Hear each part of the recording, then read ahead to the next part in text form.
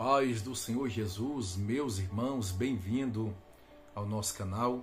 Eu vou estar deixando uma palavra de Deus e também contando algo muito forte que aconteceu comigo um tempo atrás. Eu quero estar aqui testemunhando esse algo que aconteceu comigo. Livro de João, capítulo 8, versículo 32. Conhecereis a verdade e a verdade vos libertará. Verso 36, se o Filho vos libertar, verdadeiramente sereis livres. São palavras do nosso Senhor Jesus Cristo, que quando conhecemos a verdade concernente à Bíblia e aplicamos em nossas vidas e a colocamos em prática, há uma libertação genuína sobre as nossas vidas. E eu fui alcançado por estas verdades, eu fui alcançado por esta palavra. E muito novo, eu comecei a pastorear. Eu estava com os meus 20 para 21 anos de idade. Ao primeiro ano de convenção, veio a oportunidade, a qual Deus estava no controle. Na época, o meu pastor falou que Deus havia falado com ele para eu poder estar assumindo uma obra. Embora eu era novo convertido, mas a minha mente era bem desenvolvida concernente às coisas de Deus. E eu aceitei, eu orei, Deus me confirmou e eu fui pastorear uma igreja a qual tinha culto de segunda a segunda. Culto de segunda a segunda, depois eu comecei a pastorear, tirei o culto de segunda, botei para culto no lar, e ficou culto de terça a domingo.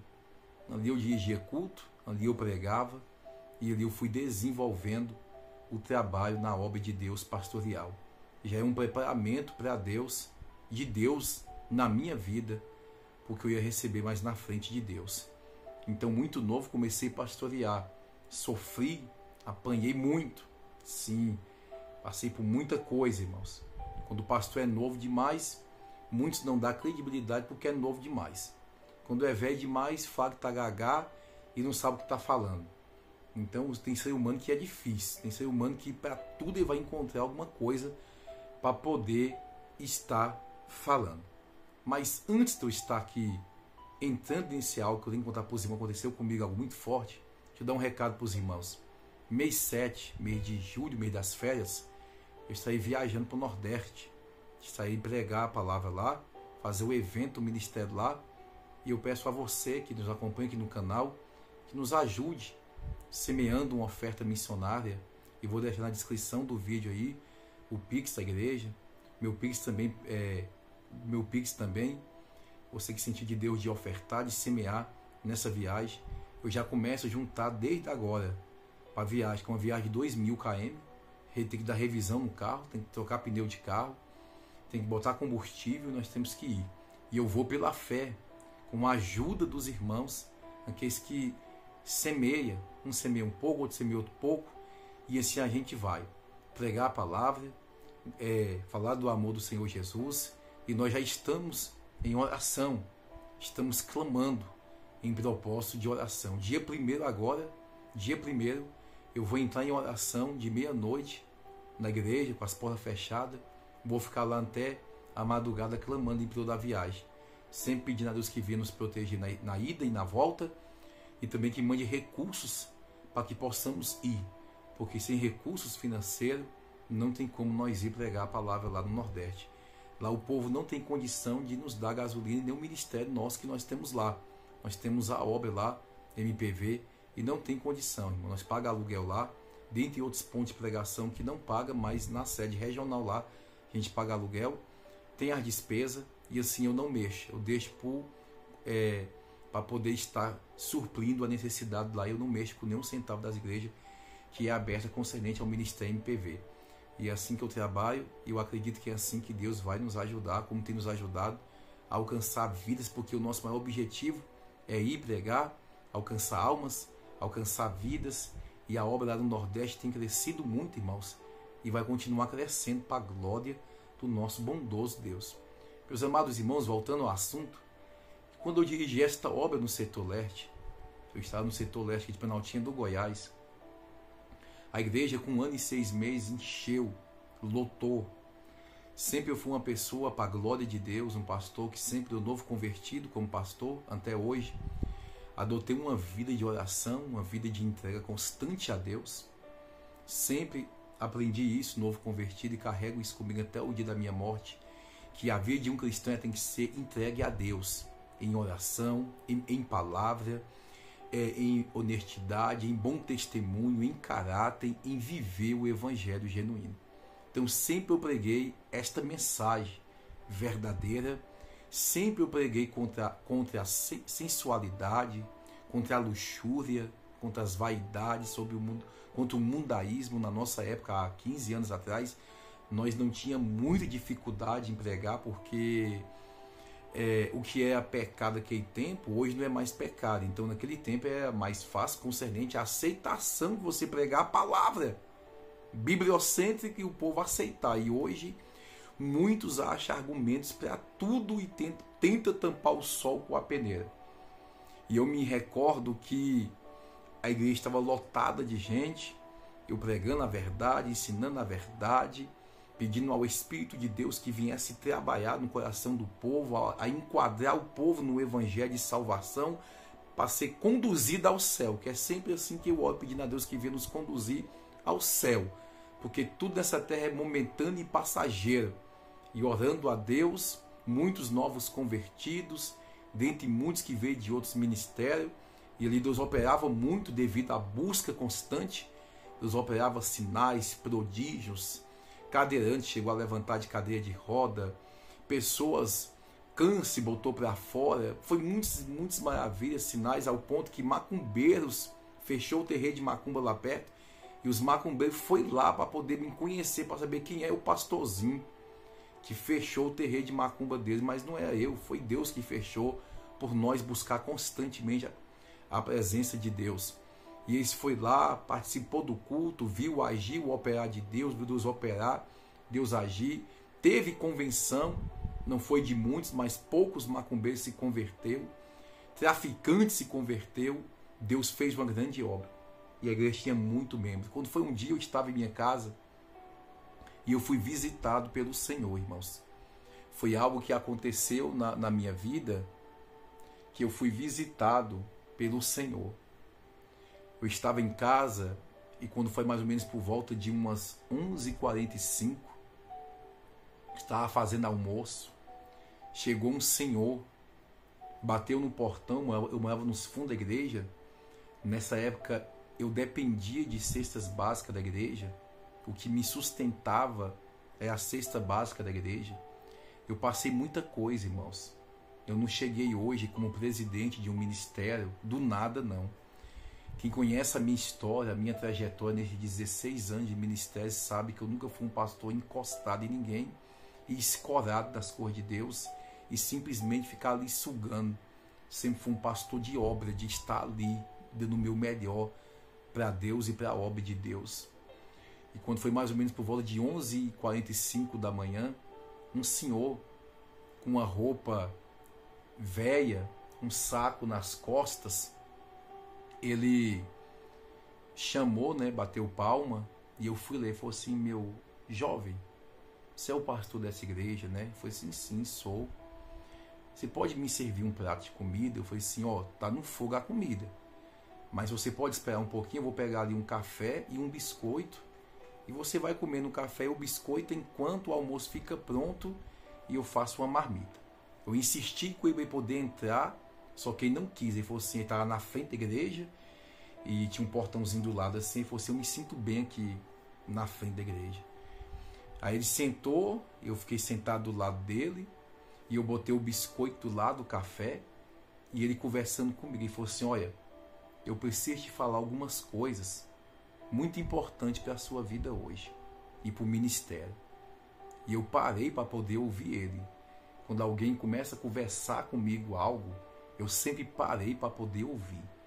E eu parei para poder ouvir e falei assim: olha, continue pregando a verdade que você tem pregado. Isso tem agradado ao Pai.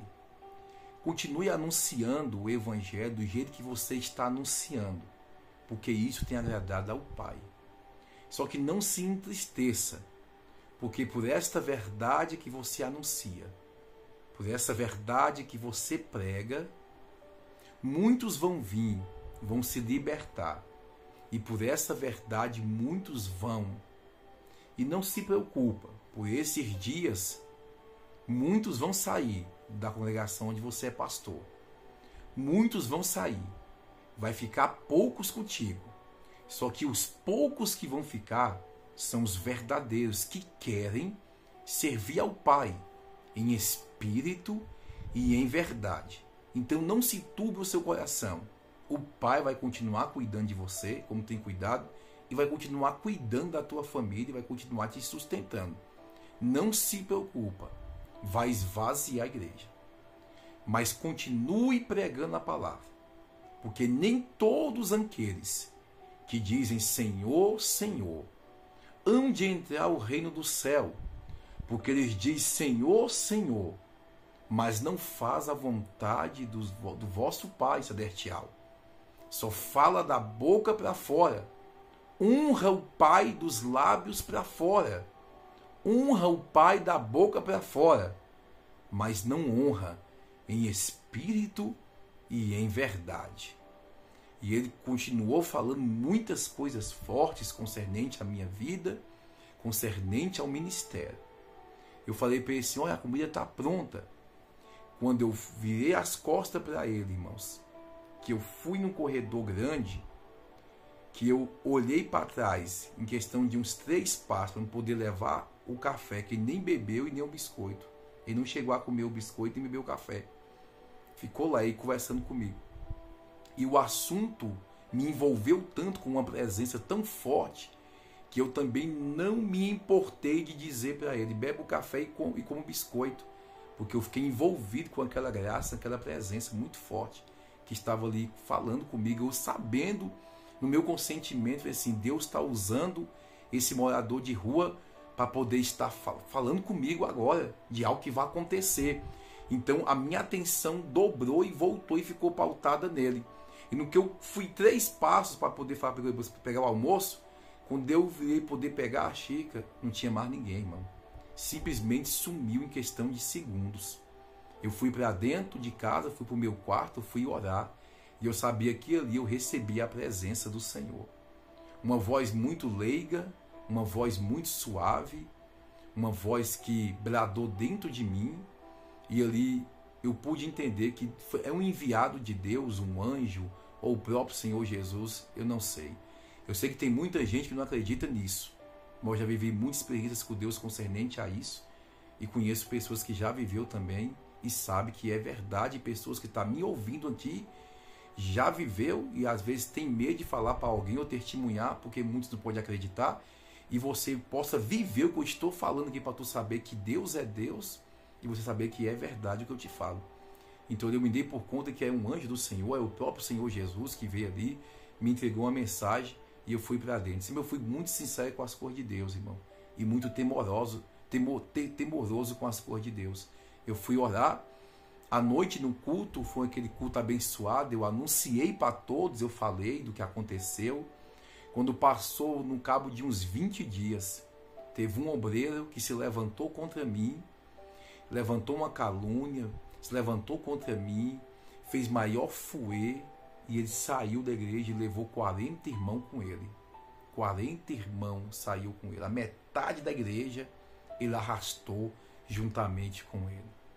Eu fiquei triste, porque a igreja de Itaquera ficou vazia. Mas ali Deus me confortou e me alegrou, dizendo, meu filho, só ficou os verdadeiros. Só ficou aqueles que de fato estavam contigo de verdade nessa obra.